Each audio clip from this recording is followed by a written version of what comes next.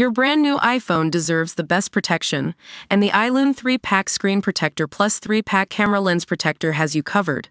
Don't take risks with your iPhone. Click the link in the video description to shop now on Amazon. Rachel Reeves has left UK on a fiscal knife edge. Autumn budget will be brutal.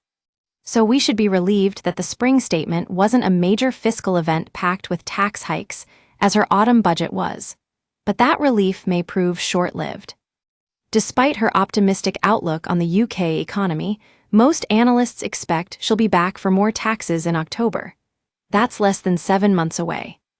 Today's performance was a defiant one, boasting about her brilliance while refusing to take responsibility for her many mistakes. One of the most controversial moves, that £4.8 billion cut to welfare benefits, was heavily trailed in advance. As was the Office for Budget Responsibility, OBR, decision to have the 2025 GDP growth forecast from 2% to 1%.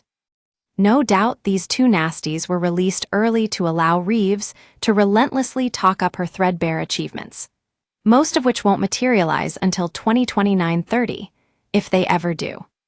She made a lot of noise about the OBR's projection that disposable incomes will rise almost twice as fast as forecast last autumn, making the average family £500 better off.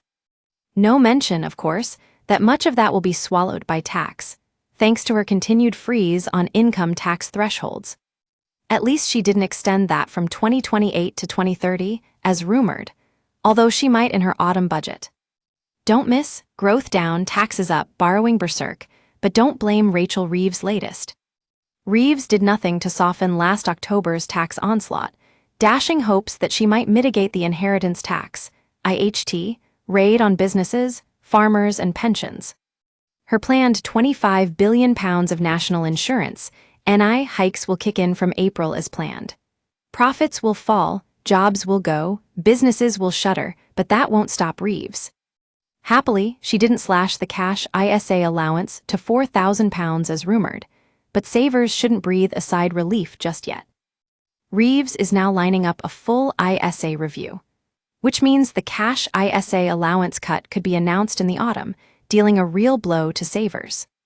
This is a hugely popular tax break, especially among older savers who prefer to avoid risk. Reeves didn't attack pensions tax relief, stamp duty, buy-to-let landlords, or fuel duty. For that, we can be grateful. Unlike the spring statement, the autumn budget is shaping up to be a major fiscal event, and a brutal one for taxpayers. Don't miss. Labor civil war erupts as Rachel Reeves savaged by MPs over welfare. Latest blow for Rachel Reeves as tax burden sees huge businesses laying off staff. Insight.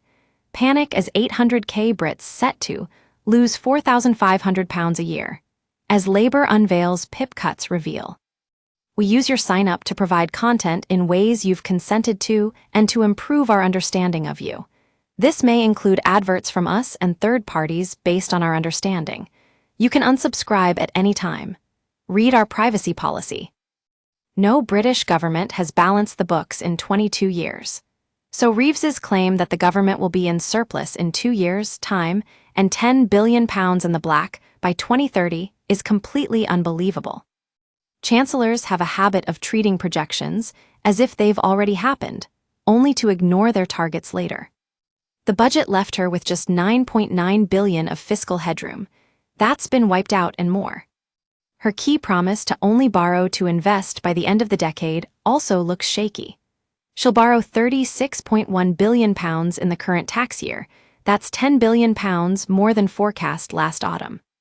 The OBR says Reeves has just a 51% chance of meeting her supposedly non-negotiable fiscal rule of getting public sector net debt falling as a share of GDP by 2029-30.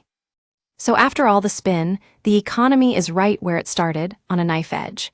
Having eaten up her fiscal headroom once, she's likely to do it again. Come autumn, things could get a lot worse, and taxes will have to rise again.